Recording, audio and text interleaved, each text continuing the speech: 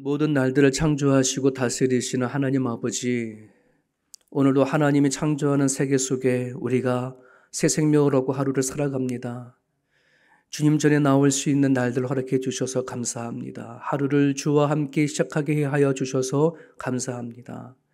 특별히 기도의 소중함을 알고 하나님 이른 아침부터 주님의 교회대로 달려나온 하나님의 권속들 한 사람 한 사람들을 지켜주시고 하나님께서 이들과 함께하여 주옵소서.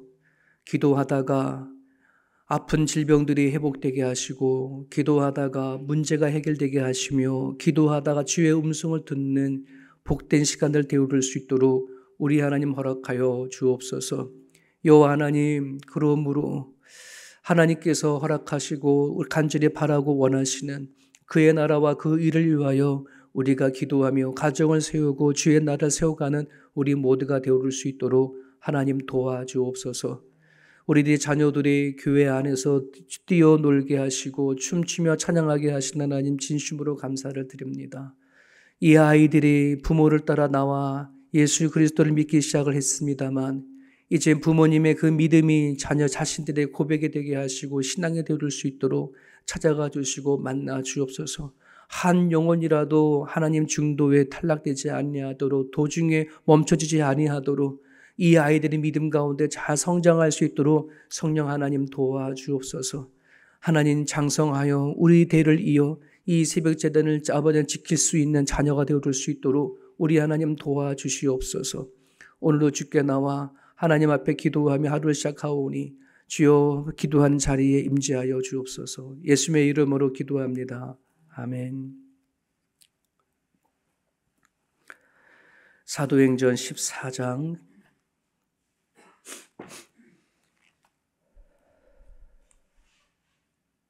사도행전 14장 1절에서 18절까지입니다.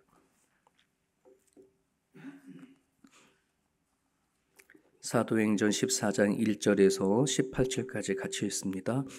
이에 이고니온에서 두 사도가 함께 유대인의 회당에 들어가 말하니 유대와 헬라의 허다한 무리가 믿더라. 그러나 순종하지 아니하는 유대인들이 이방인들의 마음을 선동하여 형제들에게 악감을 품게 하거늘 두 사도가 오래 있어 주를 힘입어 담대히 말하니 주께서 그들의 손으로 표적과 기사를 행하게 하여 주사 자기 은혜의 말씀을 증언하시니 그 시내의 무리가 나뉘어 유대인을 따르는 자도 있고 두 사도를 따르는 자도 있는지라. 이방인과 유대인과 그 관리들이 두 사도를 모욕하고 돌로 치려고 달려드니 그들이 알고 도망하여 루가오니아의 두 성 루스드라와 더베와 그 근방으로 가서 거기서 복음을 전하니라. 루스드라에 발을 쓰지 못하는 한 사람이 앉았는데 나면서 걷지 못하게 되어 걸어본 적이 없는 자라.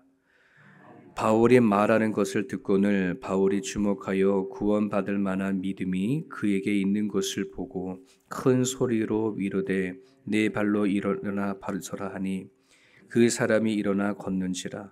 무리가 바울이 한 일을 보고 루가니아 방언으로 소리질러 이르되 신들이 사람들의 형상으로 우리 가운데 내려오셨다 하여 바나바는 제우스라 하고 바울은 그 중에 말하는 자이므로 헤르메스라 하더라. 시외 제우스 신당의 제사장이 소와 화환들을 가지고 대문에 와서 무리와 함께 제시하고 하니 두 사도 바울들이 있고 옷을 찢고 무리 가운데 뛰어 들어가서 소리질러 이르되 여러분이여 어찌하여 이런 일을 하느냐. 우리도 여러분과 같은 성정을 가진 사람이라. 여러분에게 복음을 전하는 것은 이런 헛된 일을 버리고 천지와 바다와 그 가운데 만물을 지으시고 살아계신 하나님께로 돌아오게 함이라. 하나님이 지나간 세대에는 모든 민족으로 자기들의 길들을 가게 방임하셨으나 그러나 자기를 증언하지 아니하시는 것이 아니니 곧 여러분에게 하늘로부터 비를 내리시며 결실기를 주시는 선한 일을 하사 음식과 기쁨으로 여러분의 마음에 만족하게 하셨느니라 하고 이렇게 말하여 겨우 무리를 말려 자기들에게 제사를 못하게 하니라. 아멘.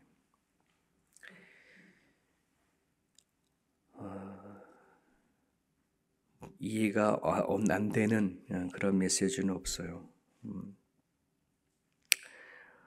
바울과 이제 바나바가 그 비시디아 안디옥에서 떠나서 이고니온 지역에 가서 여전히 이제 복음을 전하는데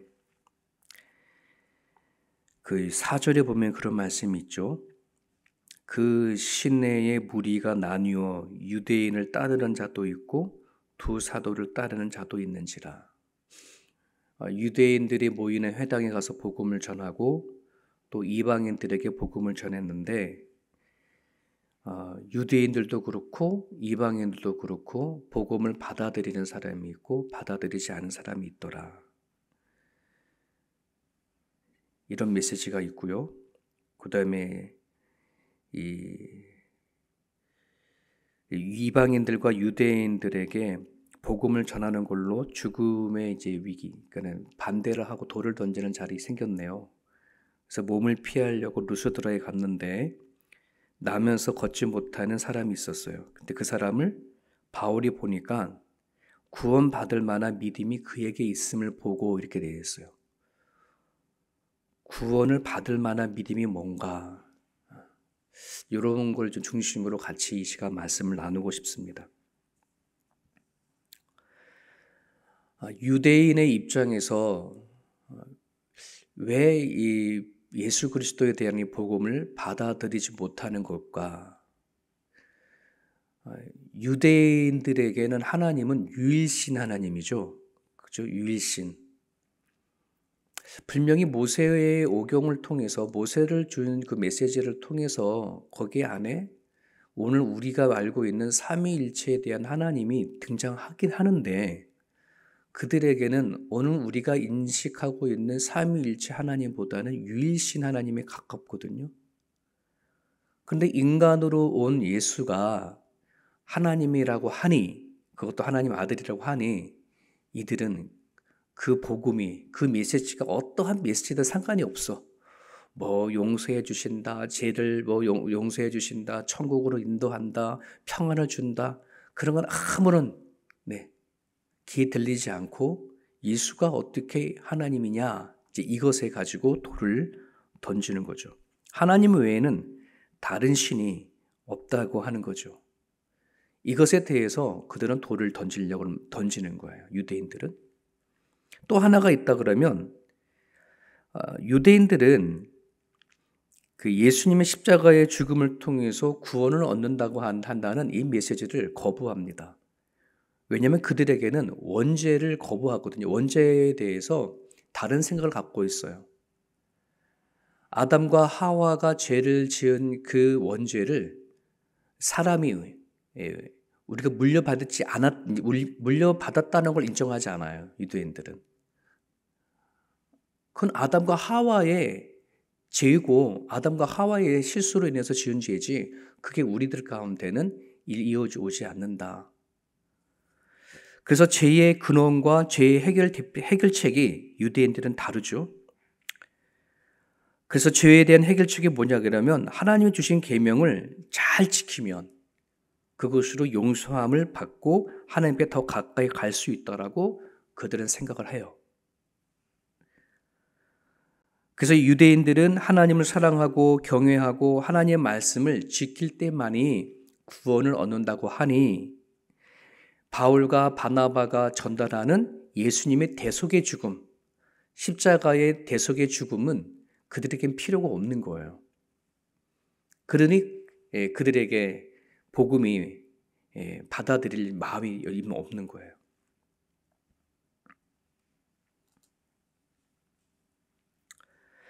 예수님께서 수많은 사람들에게 표적과 기사를 행하고 능력을 행하고 죽음 가운데 부활의 함으로 인해서 하나님의 아들이 되심에 대한 증거는 그 당시에 참으로 많아요. 너무나 많아요. 그럼에도 불구하고 그들은 예수님께서 행하신 모든 메시지나 능력에 대해서 받아들이려고 하는 게 보다 본인들이 옳다라고 생각해 왔던 전통적인 생각들, 역사 속에 자신들에게 알려줬던 것들에 대한 하나님이 더 크다는 것이. 그래서 이거를 유대인들은 하나님을 인격적인 하나님이라고 하기보다는 자신의 생각과 율법 속에 고정시켜 놓은 하나님을 더 믿고 따랐어요. 하나님이 사람을 위해서 어떤 일을 했느냐라고 하는 것보다 인간이 하나님 앞에 무슨 일을 해야 하느냐 하는 것에 대한 관심이 더 많아요. 이 생각이 복음을 받아들이는데 걸림돌이 된 겁니다. 종종 우리가 이 시대에도 예수님을 믿으려고 하는 사람들을 이렇게 살펴보면은 하나님은 어딘가 고정이 되어져 있고, 그리고 내가 그 하나님을 위해서 무엇을 해야 하는가에 대한 그 나의 행함에 대한 포커스를 맞추고 신앙생활을 하는 분들이 종종 있어요. 하나님은 당신의 보좌에서 내려오셔서 우리 인간 가운데 들어오시고 또 우리를 위해서 행하신 일들을 하나님은 말씀하시고 그거를 믿고 따라오기를 원하는데, 우리는 나에게 행한 하나님보다는 내가 하나님을 위해서 무엇을 어떻게 해야 구원을 받을까라고 하는 것에 대한 초점이 더 많다는 거죠. 자, 이러한 그 사고 가운데 안에서도 또 이 이고니온에서 복음을 전할 때에 허다한 유대인들이 예수를 믿었다라고 합니다. 이 성령의 역사죠. 똑같이 살아왔던 유대인 중에 누구는 그 예수 그리스도의 복음을 받아들이고 누구는 그 복음을 향하여 돌을 던지는 이야기가 앞에 있어요. 자, 그럼 이방인의 입장에서의 예수님의 바울과 바나바가 전하는 예수님의 복음을 어떻게 받아들일까 생각을 할까? 여기에 나오는 이방인들은 이 당시 헬라인들이거든요. 헬라인으로 태어난 사람들은 죄를 가지고 태어나거나 죄 때문에 인간이 죽게 됐다라고는 생각하지 않아. 이게 헬라인의 사고거든요. 그들에게는 아주 이원론적인 사고가 있어요. 육신은 다 악한 거고 영적인 것은 선한 거다라고 하는 그러한 사고를 갖고 있습니다. 그래서 이 땅에 살아갈 때 육신이 짓는 죄에 대해서는 별 관심이 없고 영적으로만 내가 깨끗하면 된다. 왜 우리는 죽으면 육신은 사라져버리고 영이 구원을 받으니 영적인 거에 대한 관심이 더 많았던 거예요. 그런데 하나님이 이 땅에 오실 때 인간의 몸을 입고 오셨다? 육신은 악한 건데? 병들고 육신은 늙고 이런 연약한 몸을 입고 하나님이 왔다는 자체가 헬라인들에게는 용납이 안 되는 거예요. 그리고 예수님이 하나님의 아들이 죽은 다음에 다시 인간의 몸을 입고 부활했다라고 하는 그 자체도 못 받아들이는 거예요. 왜? 육은 악한 거거든. 영적으로 부활했다라고 하면 모르겠는데, 근데 헬라인이 가지고 있는 이 사상, 이 생각, 그들이 살아오면서 교육받고 받았던 그 학문적이고 지식적인 가치를 예수님의 복음보다 더 높이 두는 거예요. 말이 우리는 헬라 시대에 살아가고 있지 않지만 이 시대를 살아가고 있는 우리들에게도 헬라적인 생각을 갖고 있는 사람들이 많죠. 지금의 이 시대는 인간의 역사 이래 가운데 가장 지식이 풍성한 시대 속에 살아가지 않습니까? 그죠? 여러분, 이 모바일폰 하나 안에 얼마나 많은 지식이 들어가 있어요. 그렇지 않습니까? 목회자는 옛날에 책들 이사하게 되면요, 책 같은 거 가지고 이사하는 게 이게 엄청나게 힘들었잖아요. 근데 이제는요, 책을 갖고 돌아다니지가 않아요. 책들도 다 PDF 파일로 나와져 있어가지고서는, 점점 활자로 된 책들은 사라져버리고, 거의 다, 인터넷으로 볼 수 있는 책들이 너무 많이 나오고 하다 보니, 이렇게 풍성한 지식이 많은 이 시대 속에 사람들은 내가 알고 있는 지식이 예수 그리스도의 복음에 대한 것보다 더 월등한 가치가 있다라고 생각하는 사람들이 많죠. 그래서 내가 갖고 있는 경험, 내가 배워왔던 지식, 내가 알고 있는 수많은 정보를 통해서 예수가 하나님의 아들이 아닌 것, 또는 나름대로의 예수 복음에 대해서 반박할 수 있는 그러한 것들을 많이 가지고 있죠. 근데 중요한 것은 뭐냐 그러면 가장 자식이 자신의 근본적인 것에 대한 답을 갖고 있지 않으면서 남이 그렇더래, 세상 사람들이 그렇더래 라고 하는 그것을 복음의 메시지보다 더 가치를 두고 살아간다는 거예요. 본인이 왜 태어났는지, 왜 죽는지, 왜 사는지에 대한 자기 스스로의 답은 얻은 것이 없어요. 남이 그렇더래 이런 거죠. 그거를 가지고 성경에 대한 지식을 거부한 채 살아가고 있는 사람들이 여전히 많이 있어요.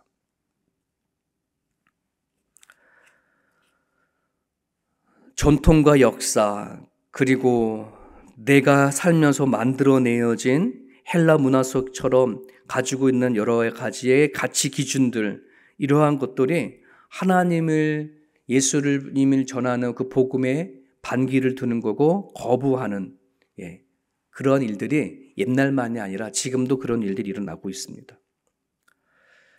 자, 그런데 유대인이나 이방인들이나 다 똑같이 유대인들은 전통적인 부분들, 헬라인들은 자기가 갖고 있는 지식의 가치 문제들, 이러한 것들이 바울이 전한 복음을 거부하지만 또 어떤 이들은 그걸 받아들이고 예수를 믿는단 말입니다.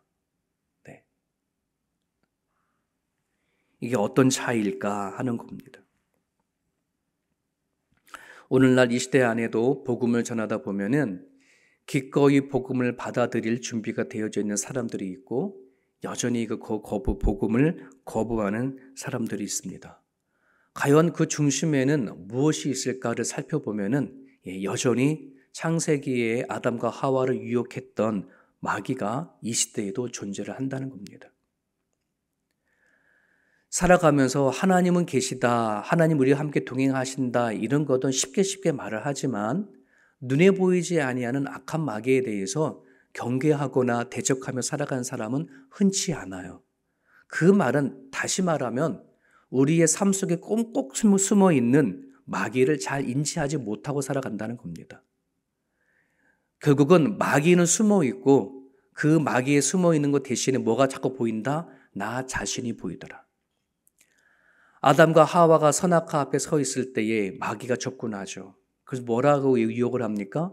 너도 하나님처럼 될 수 있어. 저 선악과 먹지 말라고? 먹으면 정말 죽어? 진짜야? 아니야.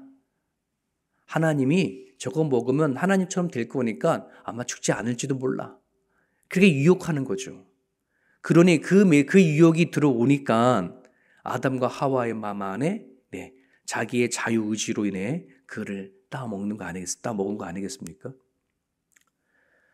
여러분, 오늘 우리들 가운데 안에서도요, 그러한 것이 존재를 합니다. 네가 복음을 받아들이고 안 받아들이고 하는 이 문제 앞에 물론 하나님이 택하고 믿음을 줘야지 믿는 믿음이 그런 하나님 역사가 있겠지만은 하나님을 내가 영접하느냐 영접하지 않느냐의 문제 앞에서는 내 자유의지 또한 발동합니다. 선악과를 따먹느냐 따먹지 않느냐 또한 아담과 하와가 결정할 수 있었던 것처럼 내가 오늘 복음을 받아들일 거냐 안 받아들일 거냐라고 하는 것 또한 내 책임입니다. 이미 예수님께서 이 땅에 오셨고 성령 하나님이 오셔서 복음이 선포되어져 있습니다. 구원받을 길이 열려져 있습니다. 그 복음을 받을 길에 내가 갖고 있는 삶과 전통과 지식을 내세우면서 거부한다는 건 그거는 자기 자유의지로 거부하는 것이에요. 다르게 말하면 눈에 보이지 아니한 사단의 유혹에 의해서 끊임없이 자기 자신만 보는 상황 속에 놓여져 있다고 봐도 돼요. 하지만 누군가는 정말 과연 그런가? 내가 정말 어디서 태어났지? 왜 사지? 왜 살지? 질문을 던지고 고민하는 자에게 거기에는 구원받을 만한 믿음이 있는 거예요. 구원받을 만한 믿음. 걷지 못하는 사람이 여기 나오는, 성경에 나오는 한 사람만 있겠습니까? 당시에 태어나서 병난 사람들이 얼마나 많았을까요? 그럼에도 불구하고 그들 마음 가운데 구원받을 만한 믿음이 있다는 것은 하나님 말씀이 던져졌을 때에 그 말씀 앞에 스스로 낮아지는 자, 그 말씀을 받아들이고 하려고 하는 자, 정말 그런가? 정말 내 안에 있는 죄가 있는가? 내가 왜 죽게 되어졌는가? 왜 사는가? 라고 하는 본질적인 질문을 던지는 자 안에 하나님께 찾아가 주신다는 말입니다.